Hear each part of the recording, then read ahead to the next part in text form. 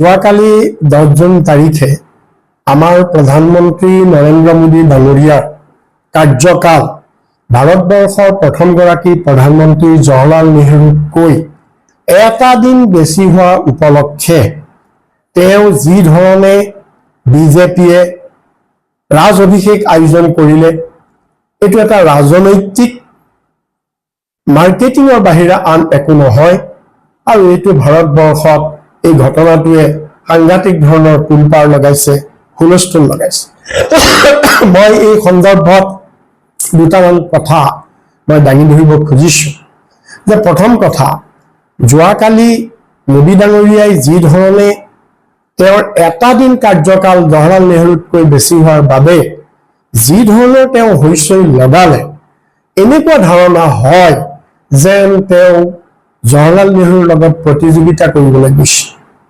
তেওঁ নিজকে জৱাহৰলাল নেহৰুতকৈ ঊৰ্ধত তেওঁ প্ৰতিষ্ঠা কৰিব বিচাৰিছে এইটো তেওঁৰ ধৃষ্টতাৰ বাহিৰে আন একো নহয় কিয়নো জৱাহৰলাল নেহৰু যদিও তেওঁ কৈছে কালি 12 বছৰতে এটা দিন বেছি হৈছে হয় জৱাহৰলাল নেহৰু নিৰ্বাচিত হোৱা 12 বছৰ হৈছিলে মৃত্যুৰ আগলৈকে তেওঁ প্ৰধানমন্ত্ৰী আছিল কিন্তু 47 চনৰ 15 আগষ্টৰ পৰা যে জৱাহৰলাল নেহৰু প্ৰায় 4.5 বছৰ ইন্টাৰিম প্ৰধানমন্ত্ৰী আছিল সেইটো কথা কিয় যোগ দিয়া নাই সেইটো কথা কিয় লুকুৱাই ৰখা হৈছে সেই সময়খিনি যদি জৱাহৰলাল নেহৰুৰ ইন্টাৰিম প্ৰধানমন্ত্ৰীৰ কালখিনি যদি ধৰা হয় তেতিয়াহ'লে আজিৰ তাৰিখত ভাৰতবৰ্ষৰ ইতিহাসত জৱাহৰলাল নেহৰুৱে আটাইতকৈ লংগেষ্ট সাৰ্ভিং প্ৰাইম মিনিষ্টাৰ 16 বছৰ 9 মাহ 13 দিনৰ তেওঁ শাসন চলাইছে কেৱল সিমানেই নহয় মোদী ডাঙৰীয়াই কালি গৌৰৱ কৰিবলগীয়া কি আছে কম্পিটিশ্যন কৰিবলগীয়া কি আছে কাৰণ জৱাহৰলাল নেহৰুৱে এই দেশৰ স্বাধীনতা আন্দোলনত ভাৰতবৰ্ষৰ যিমানবিলাক স্বাধীনতা সেনানীয়ে জেল খাটিছিল তাৰ ভিতৰত জৱাহৰলাল নেহৰুৱে আটাইতকৈ দীৰ্ঘকালৰ বাবে প্ৰায় মোটামুটি 11 বছৰ কাল তেওঁ কাৰাবাস খাটিব লগা হৈছিল এই দেশৰ স্বাধীনতাৰ বাবে এনেকুৱা গৌৰৱোজ্জ্বল ইতিহাস কাৰোবাৰ আছে নেকি মোদী ডাঙৰীয়াই কিহৰ ভিত্তিত জৱাহৰলাল নেহৰুৰ লগত কম্পিটিশ্যন কৰিব গৈছে মোদী ডাঙৰীয়া প্ৰধানমন্ত্ৰী কেতিয়া হৈছে 2014 চনত হৈছে তাৰ আগতে ভাৰতবৰ্ষ প্ৰায় 7জন প্ৰধানমন্ত্ৰীয়ে Jawaharlal Nehru Indira Gandhi Rajiv Gandhi doctor Manmohan Singh VP Singh Atal Bihari Vajpayee HD Devegowda IK Gujral প্ৰমুখ্যে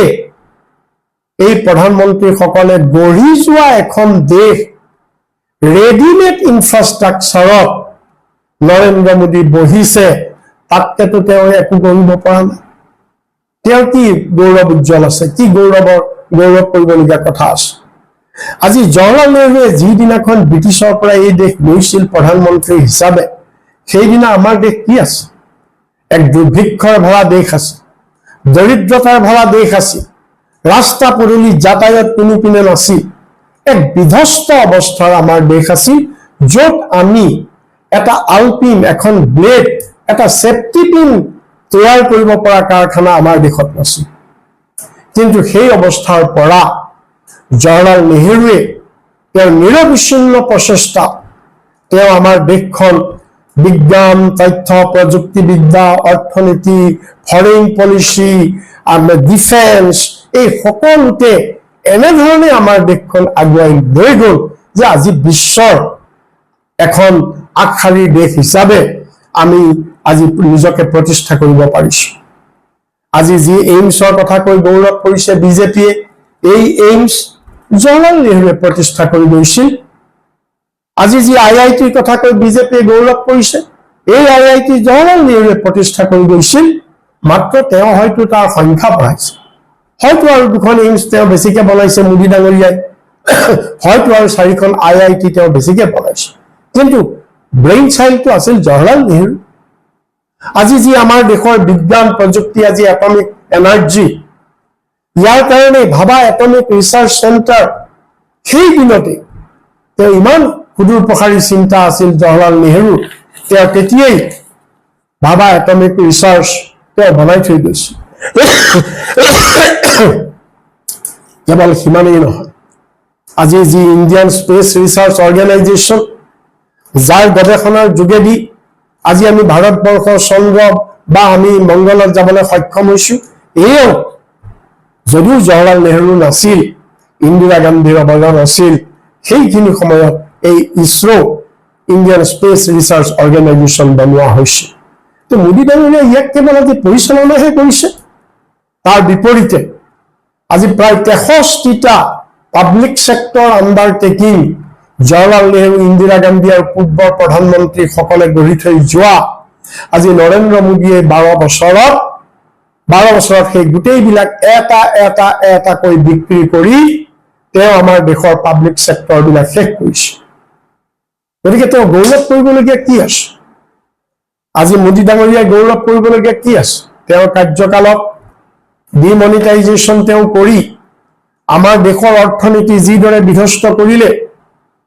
আৰু আমাৰ দেশৰ ক্ষুদ্ৰ উদ্যোগ, মজলীয়া উদ্যোগ, MSME বিলাক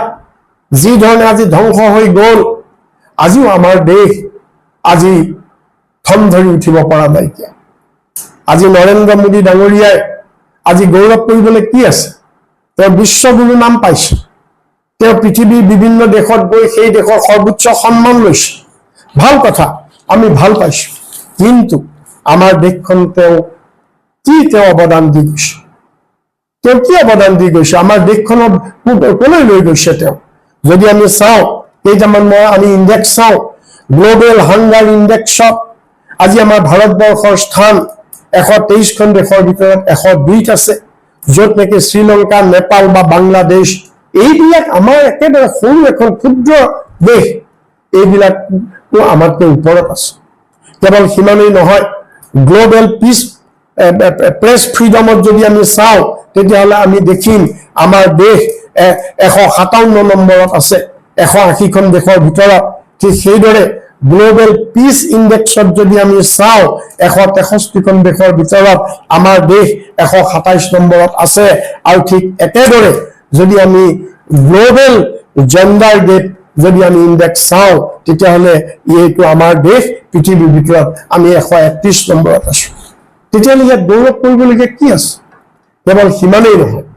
আজি নৰেন্দ্ৰ মোদীৰ মিছমেনেজমেণ্টৰ কাৰণে, অৰ্থনৈতিক মিছমেনেজমেণ্টৰ কাৰণে আজি